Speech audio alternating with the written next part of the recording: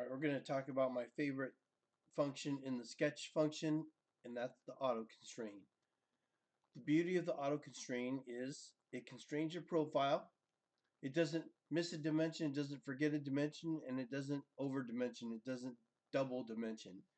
It puts on the number of constraints needed to make this part fully constrained. So you may recall doing this earlier. I showed you how to do this already. I'm going to do it slightly different, but if you want to just challenge yourself to see if you can build it real quick, you can.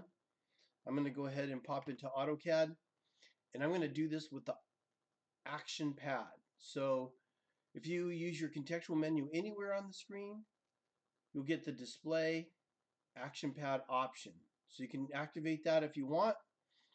You don't have to. All the features are down here where I've been showing you. So I'm going to slide down a little bit here, and we're going to use profile, and I'm just going to start off the part.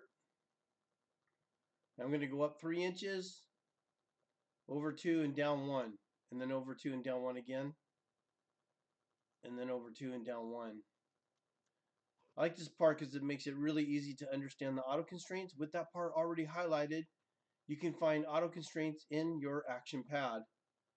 And if it's not there, just go to auto constraints where I've already shown you where it's at. The reference elements are going to be the datums. So I select this line and this line.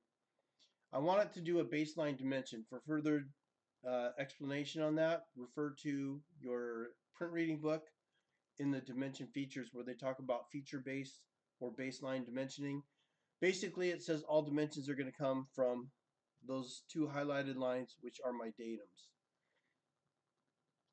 Typically, we want to use stack dimension and simply say OK, and the part's fully constrained. I do not even do anything about moving dimensions around. First thing I'm going to do is go to the bottom line of the part and then use my control button to highlight the H vector, and we're going to do a contact.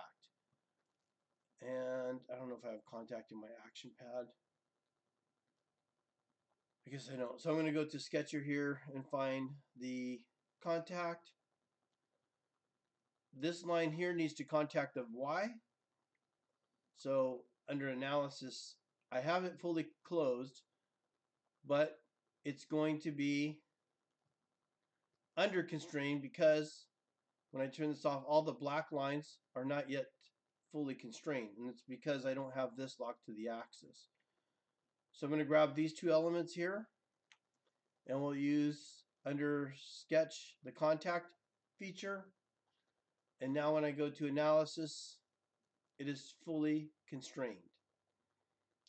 After I've got this part fully constrained, then I would move it. And I actually leave my grid on to try and set these. I want to be a ½ inch off the part. At least I want the one to be at least a ½ inch off, 3/8 of an inch off the part. And then number 2 would not go on this side because I don't want the extension line going through the part. I want it on the opposite side. Number 6, I don't want it to cross right here at this intersection. So I just drag it down here so it's not crossing. And then I could turn off my grid just to show you what it looks like. When I open up the part body, you have the coincidence 16. I'll turn off the analysis and go to coincidence 16, and I will rename that. Select the feature property and change coincidence 16 to datum A.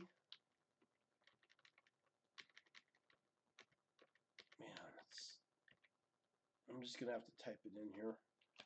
All caps, datum dash A dash.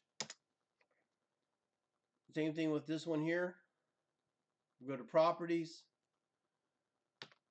hit the up arrow to get the datum A and change the A to a B, dash B dash.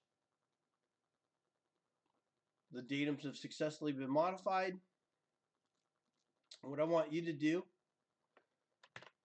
is in the directions here, it says define the steps to auto constrain. Okay, so what I would do is under sketch, or no, in the action pad, I would go to auto constrain, highlight this profile,